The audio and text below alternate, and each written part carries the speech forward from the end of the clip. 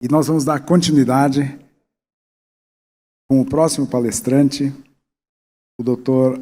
Alberto Goraieb, que já foi previamente apresentado e vai falar agora sobre a espiritualidade no enfrentamento ao sofrimento mental nas doenças físicas. Por favor, doutor, a palavra é sua.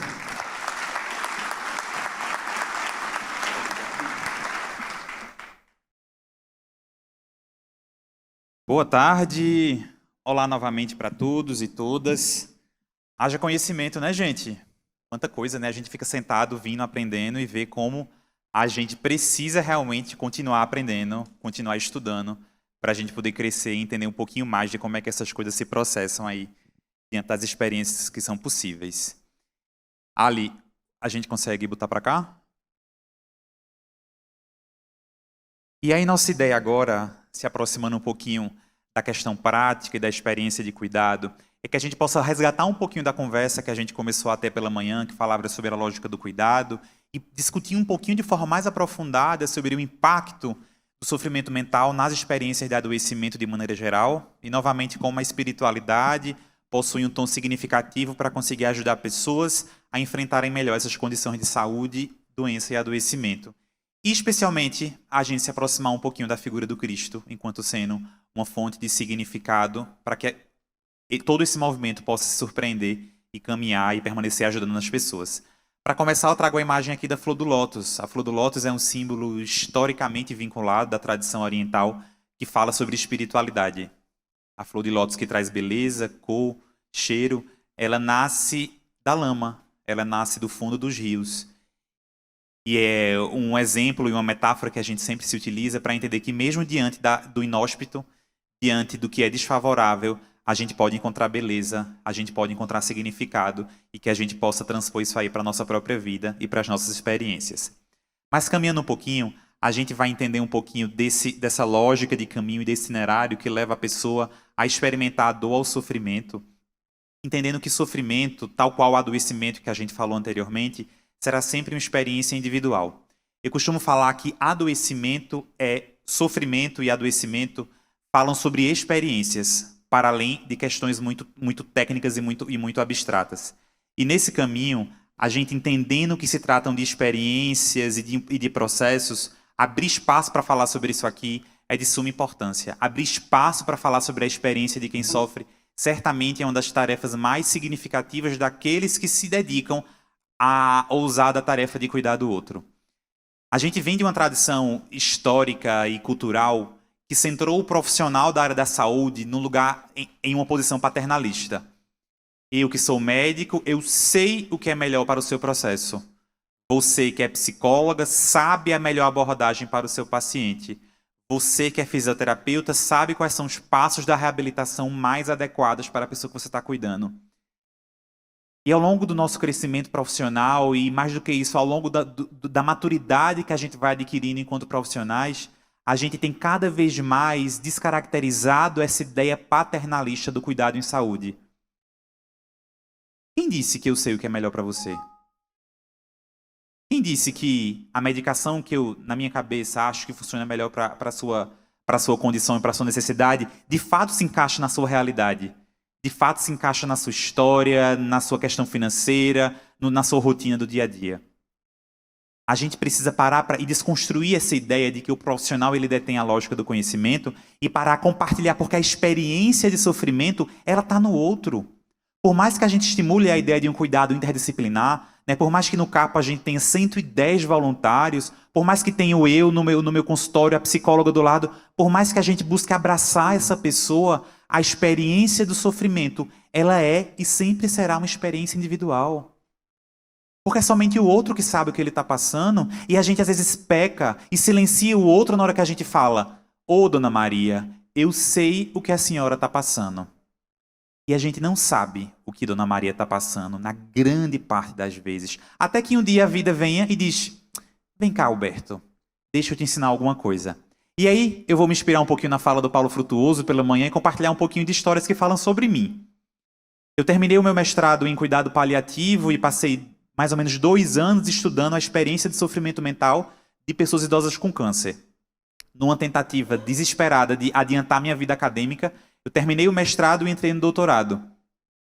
E no restinho do ano de 2000 de lei de tempo de novo, sei lá, 2019, eu escrevi minha tese de doutorado, um estudo muito mais complexo, né, que eu ia avaliar ao longo de mais ou menos 4 anos mulheres idosas com câncer de mama, avaliando a experiência de sofrimento espiritual e emocional dessas pacientes. A minha tese ela foi deposta, acho que foi numa quarta-feira, e eu me lembro que numa quinta-feira à noite meu telefone toca e minha mãe liga para mim. E nesse momento, liga não, ela faz uma chamada de vídeo.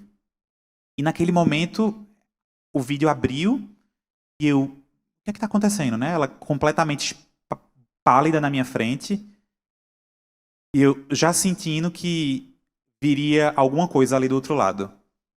E aí ela falou para mim, meu filho, eu estou muito angustiada, já faz mais ou menos 24 horas. Semana passada eu fiz a minha mamografia e o laboratório ligou para mim, pedindo para eu ir pegar o exame. Ora, eu achei uma coisa tão óbvia, né? Eu falei, não, mãe, mas pegar o exame, ela fez não. Nunca se liga para um paciente pegar um exame se não tem alguma coisa acontecendo. Na hora eu, putz. Aí eu, ok, não, tá, isso era de noite, vamos esperar o outro dia para a gente poder ir atrás disso. Mentira, né? Saí de casa na hora, correndo, fui no laboratório, e cheguei no laboratório e disse, moça, olha, eu preciso muito pegar o resultado de um exame. E aí eu lembro que a mulher na recepção, ela disse, não, você é o paciente? Eu fiz, não, é da minha mãe. Ela falou, não, mas não posso. A gente só pode entregar resultado de exame na mão da pessoa que fez o exame. Eu fiz, não, moça, mas olha, eu realmente preciso, ela está muito preocupada, deixa eu ver o exame. Ela fez, não, não posso. Eu fiz, moça, um laboratório não liga para um paciente sem que tenha alguma coisa grave ou intensa acontecendo. Por favor, eu acho que é alguma coisa séria e eu queria só adiantar alguma coisa. E eu me lembro que essa mulher até então, ela nem na minha cara tinha olhado. Ela dizia, não, não posso, não, não vou, não, não quero. E eu posso descrever para vocês o detalhe do cabelo dela e da roupa que ela estava usando. Ela sentada na frente do computador, e aí de repente eu vi que ela abriu uma tela. E ela ficou calada, olhando para a tela do computador. Aí na mesma hora ela se vira, já para pegar um exame da impressora, bota numa pasta e me entrega. Eu saio do laboratório naquele momento, e eu me lembro assim, que eu estava na frente, assim, numa calçada, e eu abri o resultado da mamografia da minha mãe. E eu fui andando para trás assim, e me lembro que tinha uma planta, uma caqueira, um vaso de planta bem alto. Eu me lembro que a minha atitude foi sentar naquela planta. E fiquei sentado vendo o diagnóstico de que minha mãe estava com um tumor de mama. E faziam poucos dias que eu tinha depositado a minha tese de doutorado, em que eu me propunha a passar 4 anos da minha vida ouvindo e cuidando de mulheres idosas com câncer de mama. E naquele momento eu entendi que eu tinha dentro da minha casa, talvez a pessoa que eu mais ame na minha vida, passando por aquilo que talvez eu precisava mais aprender. E aí, naquele momento, estava tudo tão confuso, e a gente, né, médico, né, a gente vai querer, não, eu vou articular logo, eu já ligo para o colega radiologista, já ligo, de repente a gente vai articulando tudo, e demorou um tempo, algumas semanas para eu parar para entender que talvez, por mais que nada seja por acaso, e que uma célula, lembra daquilo que a gente falou pela manhã, uma célula ela não entra em mutação, ela não se replica de forma desorganizada, senão a partir de uma necessidade, de um princípio que parte do espírito. Comecei a parar para entender que talvez as Marias que eu cuide ao longo do meu caminho precisam de mim, de fato entendendo o que elas estão passando. Porque hoje eu sei o que é ser filho de uma pessoa com câncer. E aquele movimento ali, ele foi um movimento de intenso contágio e que modificou e modifica de forma muito intensa não só a minha relação com a pessoa que eu amo, mas a minha relação com as pessoas que batem à minha porta para cuidar. E digo além, eu acho que a minha prática de cuidado direcionado às pessoas com câncer que eu cuido, elas nem mudaram tanto quanto a minha postura diante dos filhos dos meus pacientes. Porque a identificação é muito mais intensa. Na hora que a gente vê um filho desesperado, na hora que a gente vê o telefone tocando sem parar no domingo de noite, é o sofrimento e a sua experiência denunciando alguma coisa. E aí a gente não sabe, né? Isso fica muito claro naquela analogia que a gente faz. Estou médico hoje, quem estive ontem, quem vou estar amanhã. Padeço da mesma vulnerabilidade que as pessoas que eu cuido padecem. Tenho os mesmos ou até muito mais fatores de risco para o adoecimento que as pessoas que eu cuido têm. Então, por que alimentar a lógica de uma arrogância e de um cuidado que é centrado no profissional que detém o conhecimento em detrimento daquele que demanda cuidado? Aquele que demanda cuidado, que experimenta a dor e o sofrimento, que consegue nominar a sua experiência, ele sabe qual é o caminho que ele tem que percorrer. E a nós, cuidadores, é reservado o valioso lugar do amparo. Ser tutor de quem a gente cuida. Não colocar nos braços quem a gente cuida. Observar, encaminhar, acolher e abraçar quem a gente cuida. Não querer resolver o problema dele. Não querer entregar soluções, mas junto com ele, construir caminhos significativos. E nesse contexto, a gente entende que o sofrimento ele pode se relacionar com a dor, mas pode superá-la e ser independente dessa. Nem toda pessoa que tem dor está sofrendo, nem toda pessoa que está sofrendo tem dor. Um sintoma como a dor produz sofrimento quando não pode ser aliviado, quando se associa a um significado trágico e se percebe como ameaça a uma integridade. Essa palavra ameaça, eu acho que ela fala muitas coisas para a gente. A gente se sente ameaçado e o sentimento de ameaça, ele mobiliza intenso medo e insegurança, e medo e insegurança são veículos propulsores de dor espiritual. Foi o que a gente falou pela manhã. Não é o sintoma em si, mas o seu significado que provoca o sofrimento. E aí o sofrimento vem enquanto uma resposta à experiência dolorosa. A dor engloba o sofrimento, a nocepção, a questão prática e objetiva da experiência dolorosa. Mas tudo isso aqui se comunicando e interagindo e pontuando a experiência de sofrimento que as pessoas vivenciam. Então essas experiências aqui, elas são experiências que elas são vivenciadas e compartilhadas nos contextos de vida, mas também em contextos de morte. Lembremos que algumas das pessoas que a gente cuida são pessoas que portam, que têm condições que ameaçam a continuidade da sua vida. Ou Alberto, mas todo mundo aqui sabe que vai morrer. Mas todo mundo aqui sabe que esse envoltório físico, por mais que ele seja morada e casa do espírito, ele tem prazo de validade. Isso aqui vai acontecer. No entanto, a gente vive com a perspectiva fática da morte, mas não com a emergência dela. E algumas pessoas vivenciam isso aí de forma mais intensa. E por isso que nesse contexto da finitude, e falando da finitude, a gente abre espaço para falar do cuidado paliativo, aquela prática de cuidado multiprofissional que nós dirigimos a pessoas que passam por situações ameaçadoras, que se dedicam ao cuidado do aspecto físico, social, psicológico e espiritual. Então esse contexto aqui de vida e morte é um desafio na nossa prática de cuidado e de acompanhamento.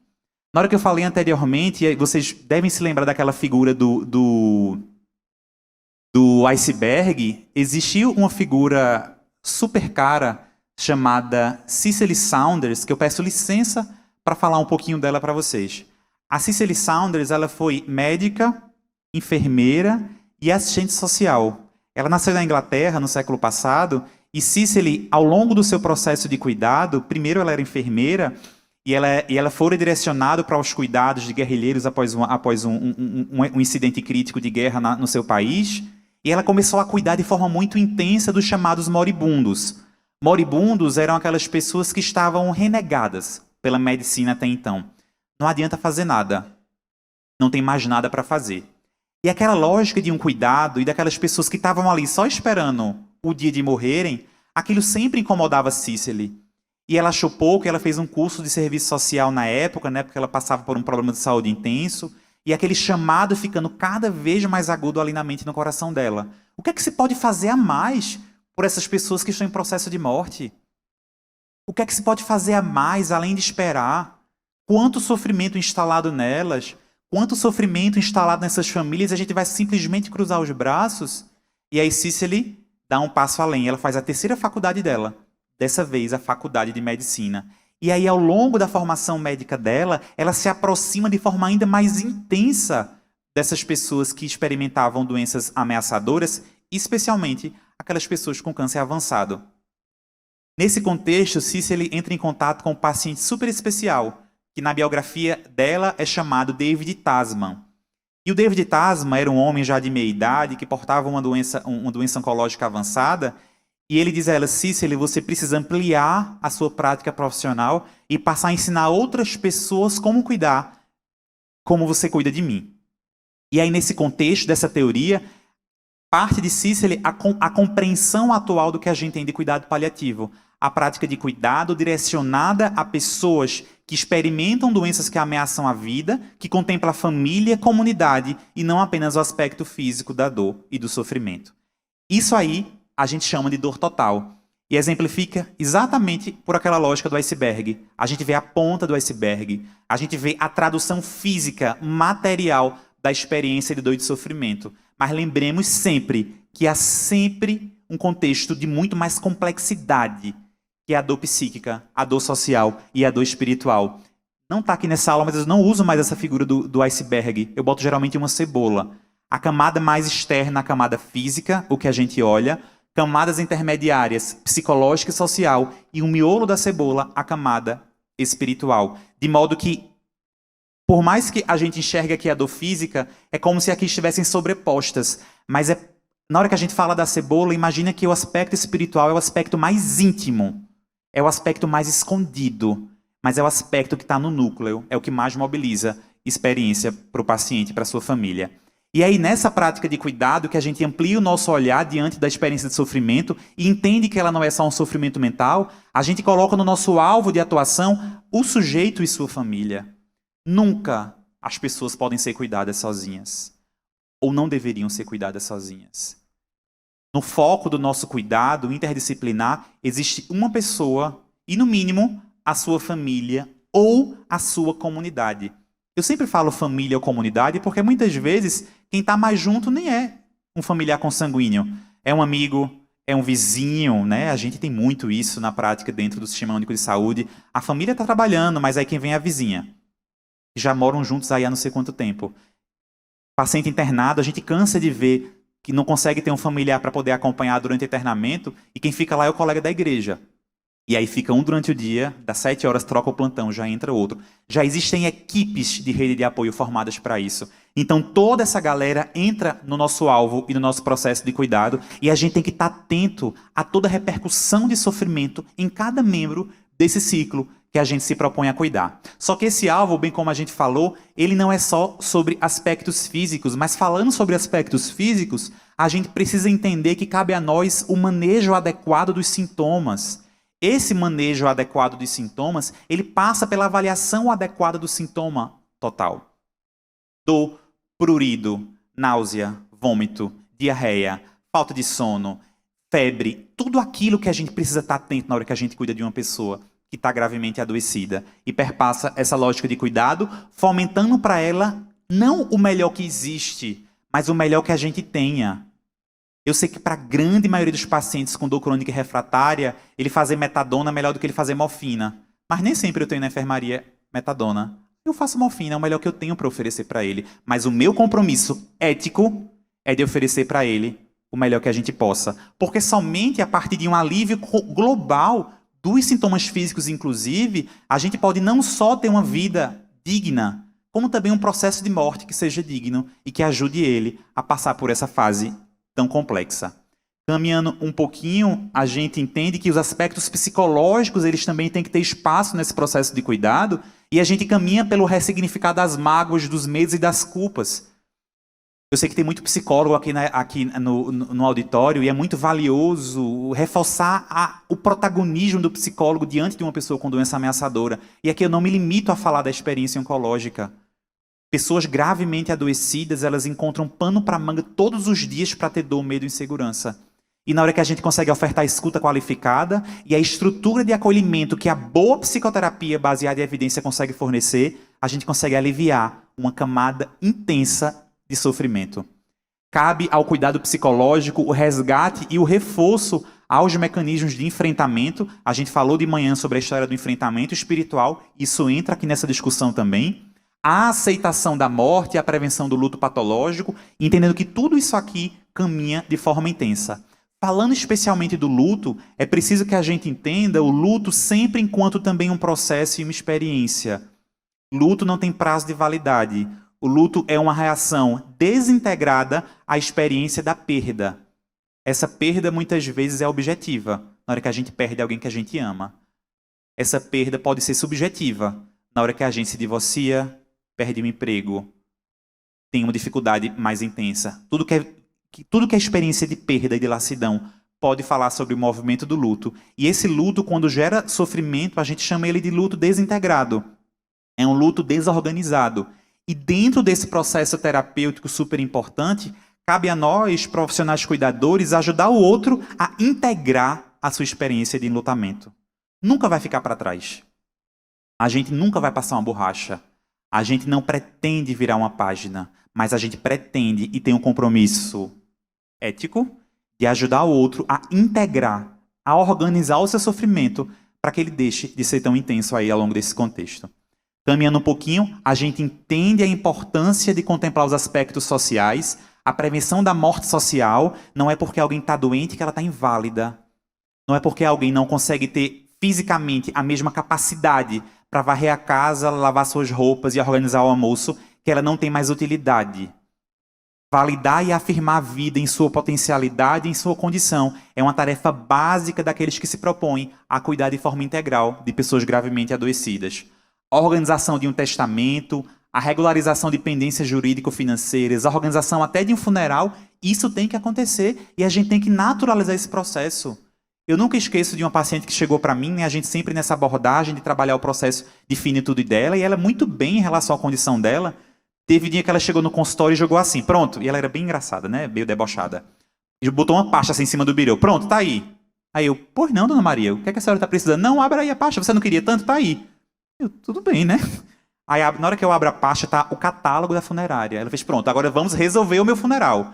Aí eu, tudo bem, se é da sua vontade, eu vibro com isso, respeito e valido. Conte comigo também, para que a gente possa construir isso aqui junto. Então, naturalizar esse processo também faz parte desse contexto, e a gente chega naquele ponto mais significativo e mais individual desse processo de cuidado total, que é o cuidado espiritual, que perpassa, por exemplo, pela construção da paz com o Criador e com o sagrado, pelo sentimento de transcendência, pela proximidade com o sentido da existência e pela construção de um legado moral e espiritual que seja significativo para a pessoa, para a sua família e para a sua comunidade.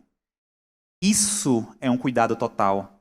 A gente cuida da dor e da coceira. A gente cuida do processo de morte e do medo. A gente cuida da prevenção do papel dele. E a gente cuida da relação dele com o próprio sagrado. Esse movimento de cuidado integral é um movimento que assiste o outro na sua experiência, como a gente falou anteriormente, de medo, de dor e de sofrimento. Nem lembrava mais dessa figura aqui, mas é uma figura super emblemática. Eu me lembro que eu era estudante de medicina, exatamente. Eu era estudante de medicina e estava no final da minha faculdade, e eu me lembro que chegou um casal que vinha em busca de um cuidado para realizar um abortamento, porque o bebezinho deles havia sido diagnosticado com anencefalia. E aí eu me lembro muito, era um casal super jovem, e eles chegaram naquele momento de forma completamente desorganizada, dizendo que a médica do exame mandou vir tirar o meu filho. E o que é que está acontecendo, né? Então, assim, como se fosse uma coisa compulsória, que ela tivesse que fazer. E eu me lembro que esse desenho aqui, imagina que isso aqui é uma pessoa de perfil, em tese isso aqui é o encéfalo dela, e é como se isso aqui eu estivesse explicando para ela o que de fato o bebezinho dela tinha. Cabia a ela naquele momento uma escolha que respeitasse a sua autonomia, que tivesse correspondência ética, mas primeiro ela tem que entender o que estava acontecendo. E não vir de um médico, vá tirar o seu bebê porque ele não vai viver. Inclusive essa paciente não realizou o abortamento. Eu acompanhei eles ao longo de outros meses, até que o bebezinho nasceu, e depois de poucos dias ele de fato faleceu, de forma natural. Sendo respeitada a sua verdade enquanto espírito, mas mais do que isso, aquela mãe teve sua autonomia respeitada, porque a conduta do aborto não foi dela, foi da médica que fez a ultrassom. Tá? E na hora que a gente entende todo esse universo e que a gente compreende que não é só ir lá e tirar um filho ele representa uma expectativa, uma construção afetiva de uma família, de um ciclo. Ele toca desde um aspecto físico, o corpo daquela mulher estava mudando. Aí agora a gente vai induzir um parto natural para que o bebezinho... Cara, é tão mais complexo do que vai lá e faz um aborto. E a gente vai, entende, compreende, cuida, tá junto para que as coisas possam ir se reorganizando.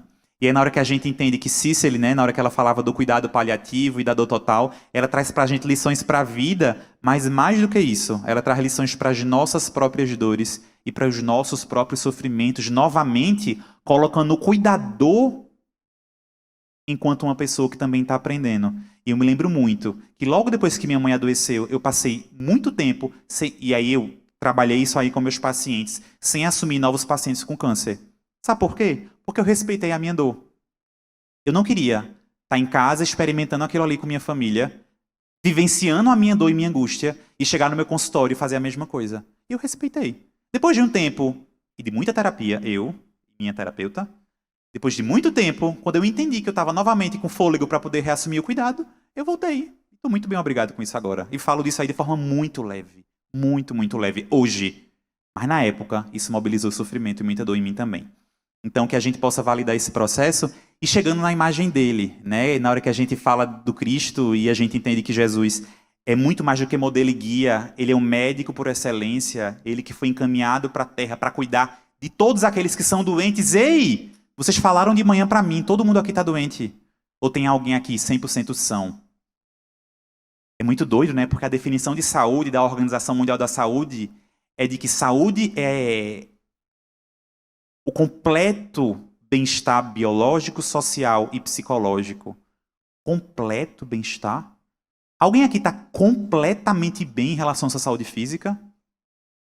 Alguém aqui está completamente são, vivendo bem, tranquilo, depois de 3 anos de pandemia, despirocado, doido em casa, trancado, com medo? Alguém aqui está completamente bem socialmente, desenvolvendo relações? Não! Até porque lembremos que somos imperfeitos e que se perfeitos fôssemos, não estaríamos aqui. Nessa escola, que é meio hospital, que é meio escola, que é o planeta Terra. E aí na hora que a gente lembra da figura do Cristo, entende que ele veio para cuidar de quem estava doente, a gente entende que ele veio para nós.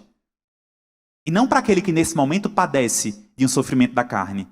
Não era o sofrimento que Jesus buscava em seu caminhar para a morte, mas a obediência a Deus, a verdade e o amor pelo homem. Se essa busca lhe levou ao Calvário, não era essa a meta do seu caminho. Para Cristo, a cruz era o preço da felicidade e do amor. A dor, a cruz e a morte eram bens que deveria buscar. Nossa, mas aí você está querendo que eu tenha a evolução do Cristo para experimentar o que ele experimentava. Definitivamente não. Até porque, se a gente se cobrasse de ter essa visão, nem aqui estaríamos. Seríamos espíritos ditosos, experimentando somente a vivência espiritual da vida. Mas o Cristo ele veio sempre para a gente enquanto um exemplo a ser seguido. Jesus é bússola. A gente olha para ele lá no fundo e a gente segue em direção a ele. É guia que a gente se inspira para poder ter experiências como aquelas que, porventura, ele trazia para a gente. E lá em João ele fala, eu vos disse tais coisas para terdes paz em mim. No mundo terei tribulações, mas tende coragem, eu venci o mundo. Está na base do Evangelho, que o sofrimento talvez ele seja de fato uma experiência própria da imperfeição do espírito. O sofrimento enquanto experiência própria da imperfeição do espírito. Então, e eu acho que a gente precisa criar uma resiliência em cima disso. E, novamente, não é romantizar o sofrimento, mas é entender que ele está para quase todos nós. E que a gente pare de lutar contra ele, pare de lançar mão dessa linguagem bélica, é uma guerra, é uma luta, você é uma guerreira, e passe a entender como é que eu posso, experimentando o sofrimento, conseguir tirar lições pedagógicas dele e significar ele de uma forma diferente. Essa lógica de como a gente consegue superar nossas dificuldades, certamente deve caminhar com a gente ao longo do caminho. E aí, na hora que a gente fala da aflição, para finalizar, a gente a entende quanto um profundo sentimento moral produzido por uma circunstância penosa, estado de grande desalento, de profunda tristeza, mágoa ou desgosto, grande inquietação, preocupação, ansiedade e angústia, padecimento físico, tortura. E aí vem o Evangelho e fala para a gente, oportunidades de reajuste perante a lei de Deus. Portanto, é necessário compreender as aflições e aceitá-las como lições valiosas. Cada criatura tem a aflição que lhe é própria. Por isso que a gente não pode falar, eu sei o que você está sentindo. Porque o que você está sentindo é só você que sabe. O que eu estou sentindo e as minhas experiências falam sobre mim, sobre a minha história. Então, que a gente possa validar e abrir espaço para isso. E nesse movimento de aprender a lidar com as aflições, eu destacaria algumas palavras que foram trazidas anteriormente pelo Evangelho, quando ele fala de oportunidade, de reajustamento, de compreensão e de aceitação. Oportunidade para reajustar alguma coisa, a compreendendo e, por fim, aceitando, sem murmurar. E aí o Evangelho fala para a gente que as vicissitudes da vida têm, pois, uma causa. E visto que Deus é justo, essa causa também há de ser justa. Isso aqui como uma verdade evangélica, para que a gente possa enfrentar melhor quando a revolta bater na porta e o medo se fazer presente. O bem e o mal são voluntários e facultativos. Sendo livre, o homem não é fatalmente impelido nem para um e nem para o outro. E aí a gente para se interrogar como é que a gente deve enfrentar as nossas próprias dores e os nossos próprios sofrimentos. Como a gente deve conviver e pode conviver com o meu sofrimento e com o sofrimento do outro e mesmo assim ser feliz. Isso é uma coisa que eu sempre falo para as pessoas que eu cuido. Por mais que isso seja concreto e que essa angústia ela seja algo real nesse nosso caminho, como é que a gente pode permanecer vivo diante dela? Às vezes a dor está de difícil controle, às vezes a ansiedade está de difícil controle, às vezes o problema familiar está lá instalado. Mas como é que a gente pode permanecer enxergando a vida mesmo diante do terreno árido que um adoecimento grave pode trazer para a gente? Certamente esse é um desafio que a gente abraça. E a gente lembra de Mateus quando fala que bem-aventurados são os aflitos, porque eles serão consolados. Então que a vida possa permanecer ao longo desse contexto. Finalizando com um convite muito importante. Eu sempre acho que para a gente poder se cuidar de forma adequada, a gente precisa primeiro se conhecer. E depois o cuidado vem como uma resposta.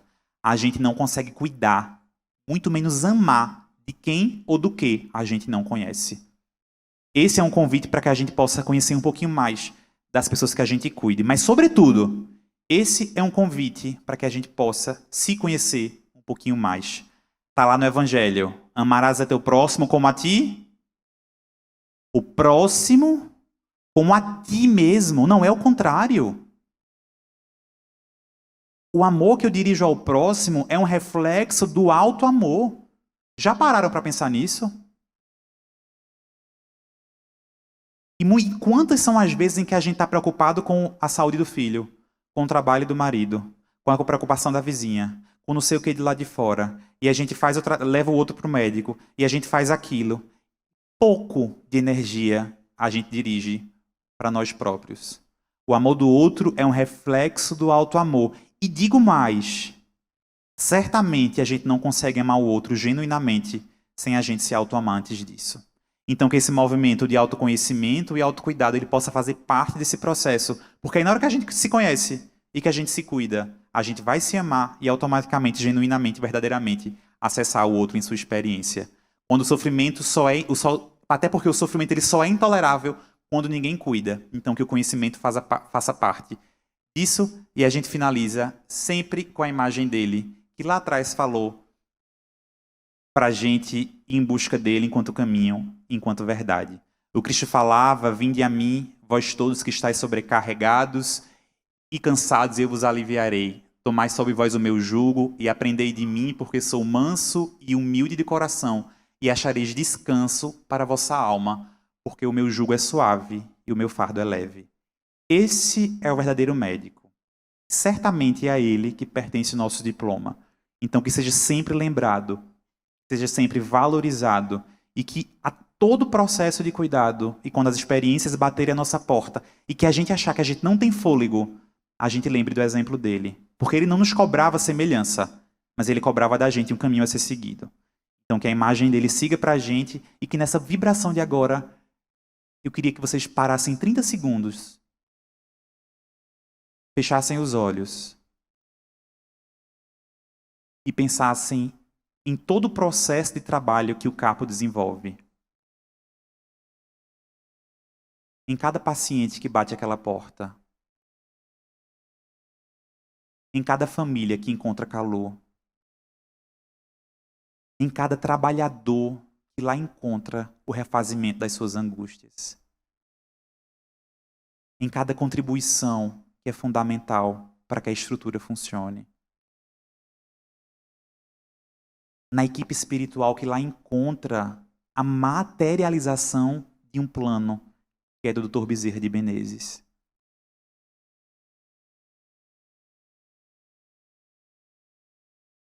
Que essa energia chegue no coração deles.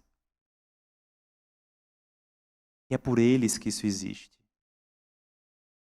E é por essas famílias que o ideal precisa crescer, expandir e abraçar cada vez mais novas existências, novas experiências, ajudando a transformar dor e angústia em esperança.